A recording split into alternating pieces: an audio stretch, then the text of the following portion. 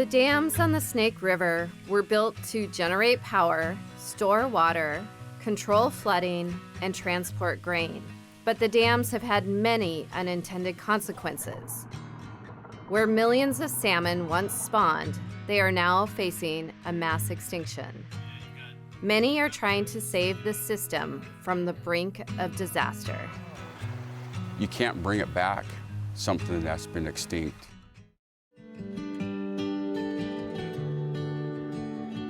The Living Peace Foundation is honored to provide funding support for Wild Rivers with Tillie, supporting people and projects that creatively and courageously advance collaboration, compassion, and living peace. This series shares the passion that the Living Peace Foundation has for the health and connectedness of our planet and all who inhabit it.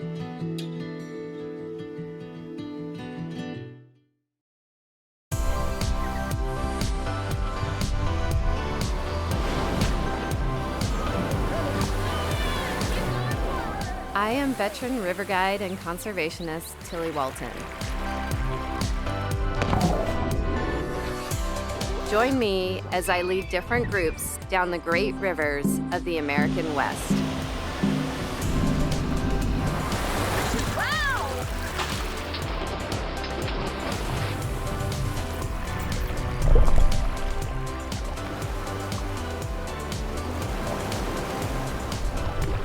Oh, it's like so narrow. We're driving out.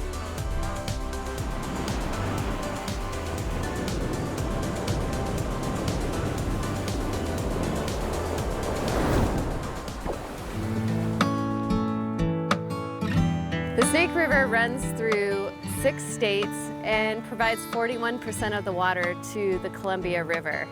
And this is a lifeway for fish, for agriculture, and for many communities along the river.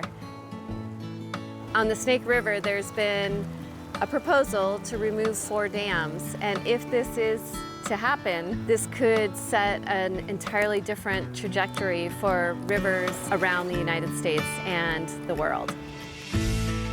The Snake River is on the brink of disaster. 4 dams are blocking its flows, and many people are racing against time to try to save what's left of the system. We begin our journey on Lake Wallowa in northeastern Oregon. Heading up to the dam, and this is where the tribes in Nez Umatilla, state of Oregon, are talking about reintroducing sockeye to the lake. Wallowa Lake historically was a nursery lake for sockeye salmon. This is where the young were reared. So when the adults returned to Wallowa Lake, they'd swim through the lake and then up to the headwaters and spawn. And when those fry would emerge out of the gravel, they'd drift down into this lake, and then they'd rear for approximately 2 years before they would head out to the ocean. So this is a very important spot, especially for sockeye salmon.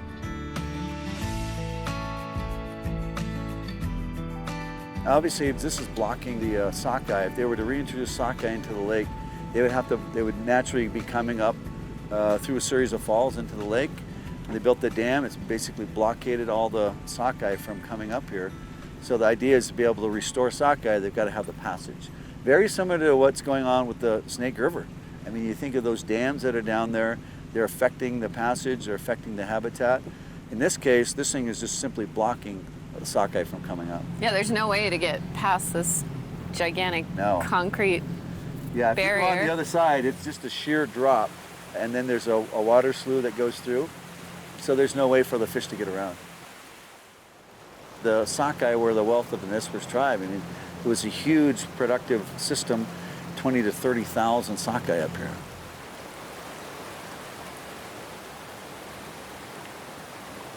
The tribe's leading the way in the pursuit for restoring the river, removing the dams. It's not an easy solution because, you know, you have people's livelihoods that are built on the hydroelectric system, but you know what I understand is the Bonneville Power is not selling as much electricity from those the 4 lower Snake dams. They They only account for like 1% of like the total of where we're at in this particular area. The salmon are in a very critical part of their life history. The data is real clear. You can't bring it back. Man can't bring something that's been extinct. You know, it's just impossible. Dams on the Snake River were built to generate power, store water, control flooding, and transport grain. By blocking the flow of the river, they have had many unintended consequences.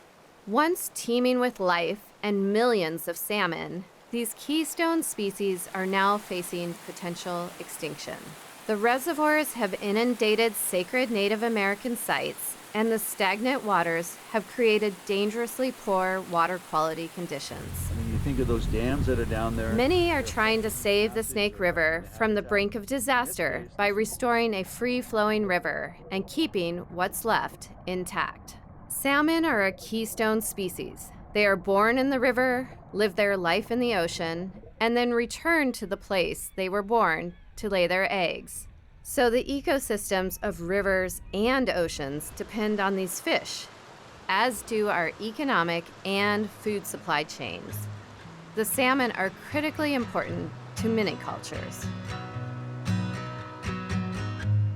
We're in the sister towns of Lewiston, Idaho, and Clarkston, Washington, the end of the line for the shipping from the Columbia River. Historically, there was all kinds of commodities that used to be shipped down the Clearwater and then down the Snake into the Columbia.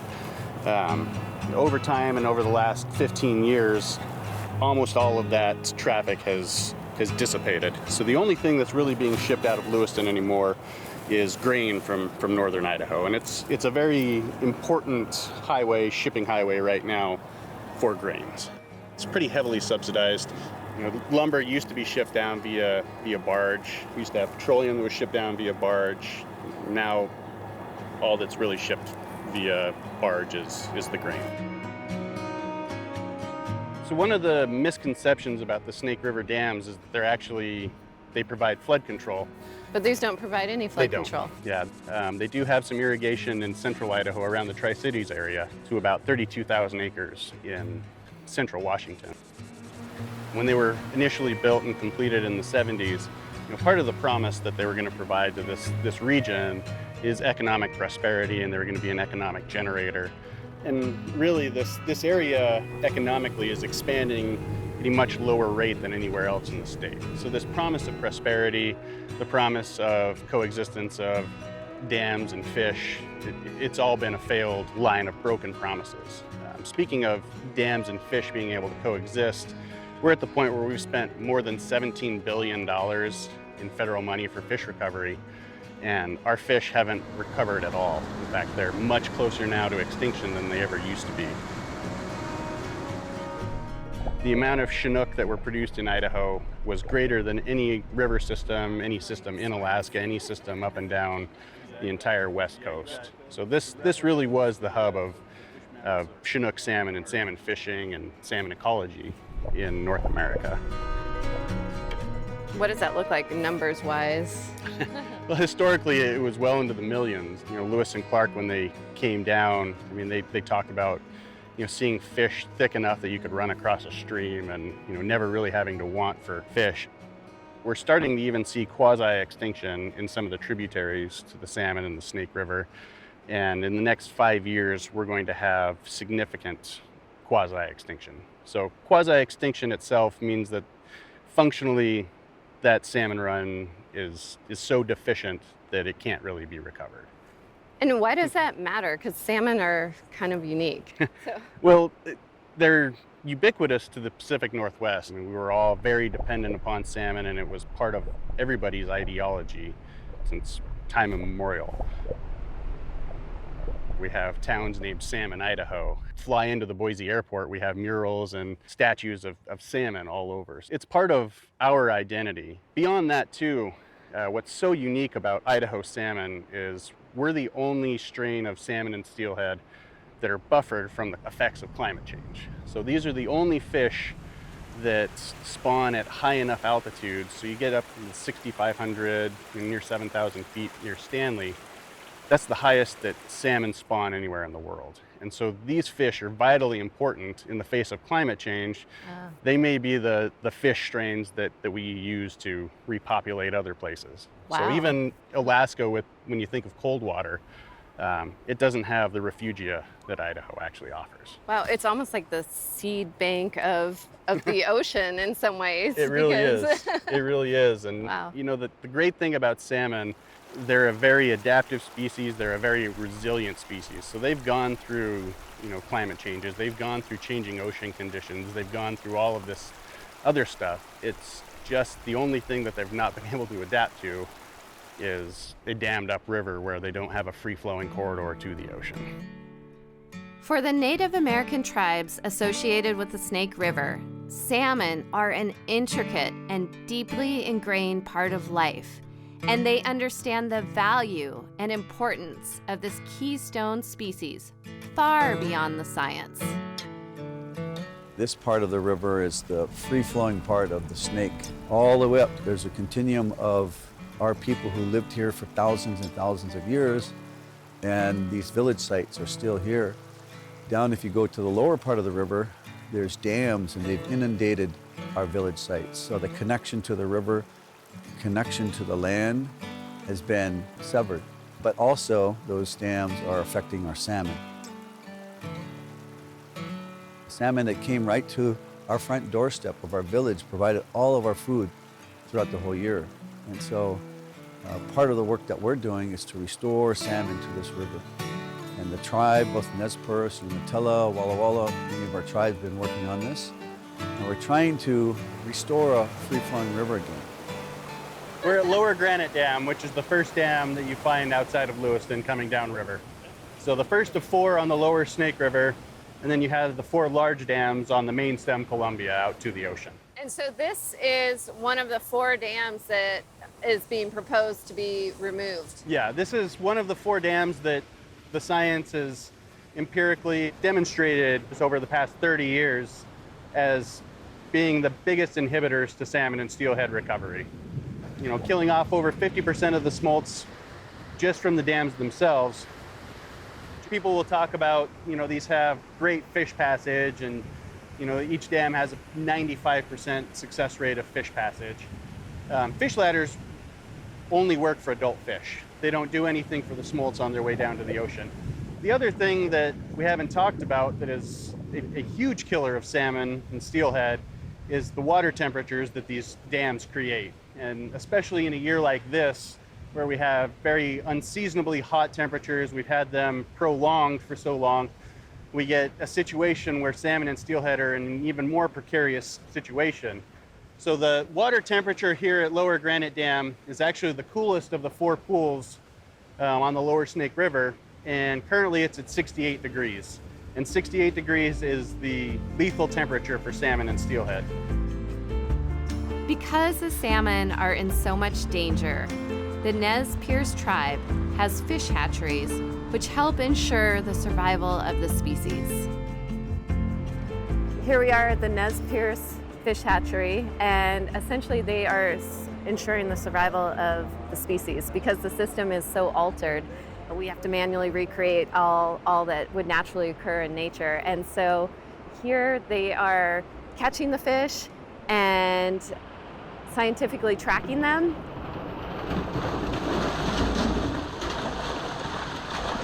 $7.90. They're making sure that there's a higher percentage of wild fish that are able to make it up the river, and that not too many hatchery fish get mixed in with the wild population. And so they're really ensuring the genetic survival of these species. We're netting salmon, so all of these fish are coming up. They've been trapped in here. We're going to put them in here to figure out if they're wild fish or hatchery fish, because they only want so many of the hatchery fish to be mixed with the wild so as to maintain the wild genetics. That guy's a fighter. Wow. It's amazing watching these fish. They've been on this huge journey swimming from the ocean all the way upriver for 1,000 miles. Here they are, they still have so much energy to thrash around and fight against the net. So it's just this power of this fish and the instinctive drive to go back to the place where they were born so they can lay their eggs. It's this genetic imprint of Mother Nature that's magical. Wild fish. Woo! Actually, wow! And now guess what he did? Oh, here! Wow! He's going to take them and check them for whether they're hatchery or wild. Then he's going to take them and do the checking on pit tags and coded wire tags. And a pit tag is to an individual fish, they can track it anywhere. Coded wire tags is a batch mark. So if they came from a certain hatchery, you got tens of thousands. Oh no! What we have here is an ER for fish. The salmon have been swimming upriver. They're being tracked each day to see what's happening with them and at what dam they're able to track where they come from all the way upriver.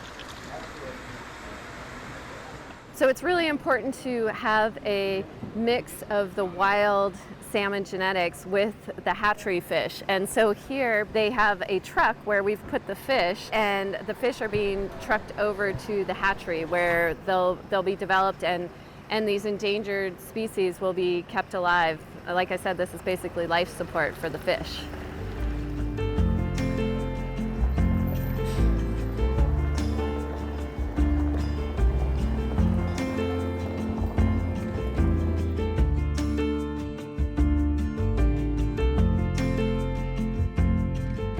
We're looking at the old meets the new. And so we've got this old technology of a way that we supplied power and irrigation to great benefit for a lot of the United States. But we also have the ancient ones who once lived here of the tribes that depended on this river for their connection to the land and to the salmon. And we now have an opportunity to possibly merge the two together by possibly removing the structure here, restoring a free-flowing river, and reconnecting people to the land in a different way, more futuristic, and provides sustainable electricity, a sustainable economy, and a sustainable connection to the land for everyone involved. This is so cool because we are here looking at the next generation of how we're going to produce electricity sustainably. Because as you hear these windmills churning around, you can feel how it's using the power of the wind here to generate electricity. I think of this as a cleaner way that we've done energy production rather than destroying a river and contributing to salmon going extinct and other unintended consequences. At one time, the dams did produce economically viable energy, but now that we have the solutions like wind and solar and the cost of those are starting to come down, it's actually much less economical to produce the energy through a dam, where you have to pay billions of dollars to create fish passage when you have these low-cost sustainable solutions like wind and solar power. Since we now have alternative ways to produce many of the services a dam provides, let's take a look at a smaller example of what a restored ecosystem on the Snake River could look like if the dams were to be removed. This is the Kilchis River in the temperate rainforest of northern Oregon on the coast.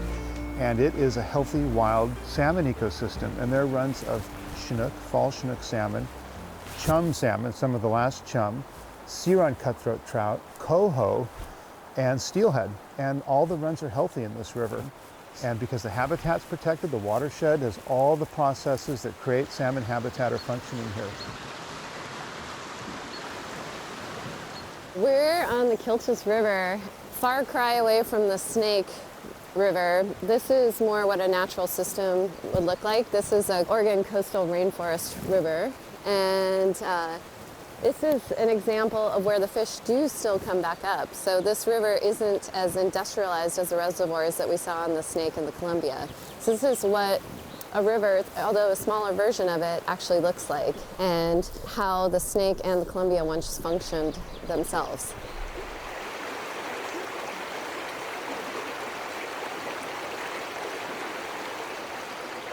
One of the reasons that we are in such trouble with our wild salmon runs is that in the past we managed them more as a commodity for harvest, and we would harvest them and kind of in a blunt way, and we forgot that those populations are lots of little populations that make the big run. So when Lewis and Clark came up to Columbia, they saw millions of salmon, and they looked at the river and all those salmon, and they thought, look at this huge salmon run. But what they didn't know is what they were looking at were hundreds of little populations, each going to a certain place in the Columbia River system. And that diversity has been damaged by the dams and by the hatcheries and by harvest. This river is an example of a river that still has that diversity. And the Chinook salmon start showing up in September, and populations, they keep coming all the way until February, because that run is not just one big run, it's lots of little runs. And so as the climate changes or adversity comes, sometimes some do well and sometimes some don't, but they average out with abundance. And this is why your stock portfolio, if you've got a good manager, is carefully managing all those different parts of your investment portfolio, knowing that we need to be ready for a downturn in the economy. And this is the paradigm shift that we need with wild salmon, is to manage with that same granularity. It's a delicate balance or dance of all these little intricate parts. In the meantime, private landowners and tribes are restoring the land on their own to manually recreate the functions of a free-flowing system, despite the presence of dams. You're restoring this land, so channel work that you're doing, it starts out looking like this, like a pasture. I think it is a great opportunity to reset the landscape and go through and work with private landowners who realize, you know, that at one time they needed that pasture ground, but now they realize that they disconnected a whole ecosystem. And so, yeah, going from this to what sometimes looks like a moonscape back to a functioning stream is a pretty great thing to be a part of.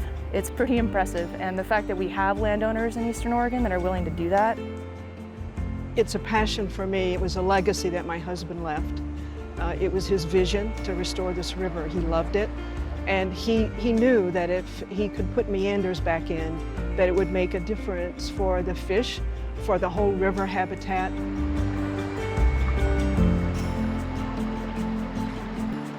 This is the lowermost of the 4 lower Snake River dams. Last one out to the ocean and the first one on the way back from the ocean.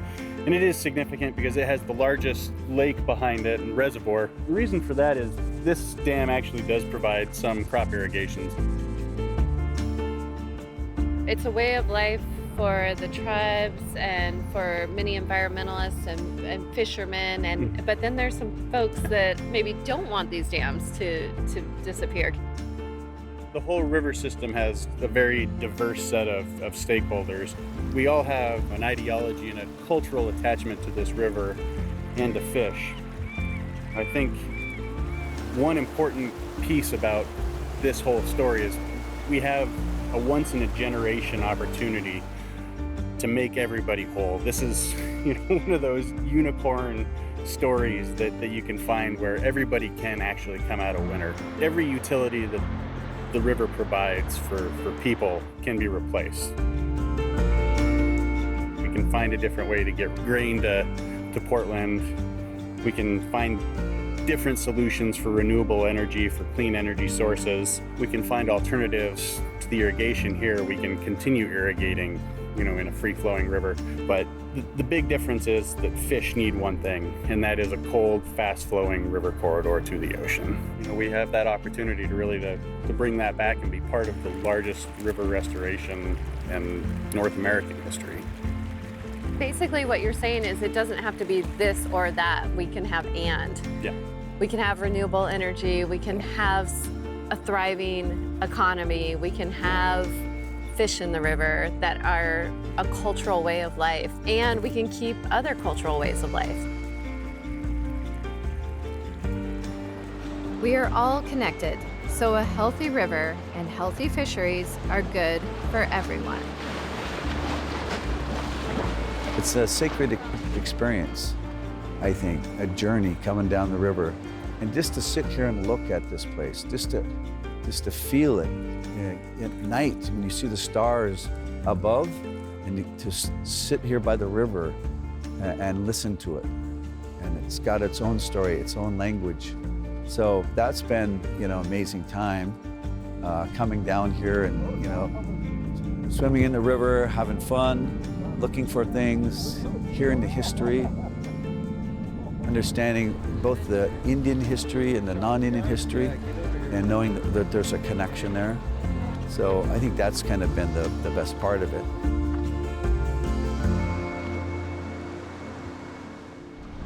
I found a heart rock.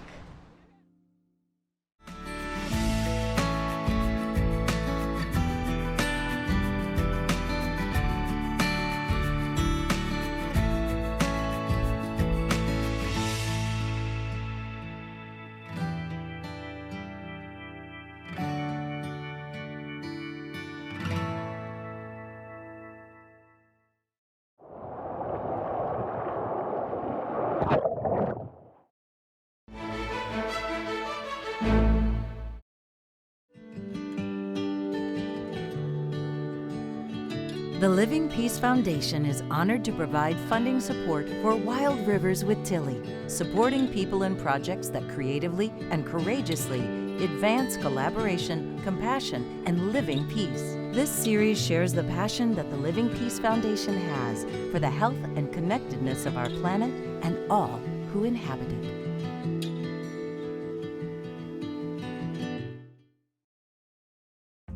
I invite you to visit us at wildriverswithtillie.org for wildriverswithtillie.com.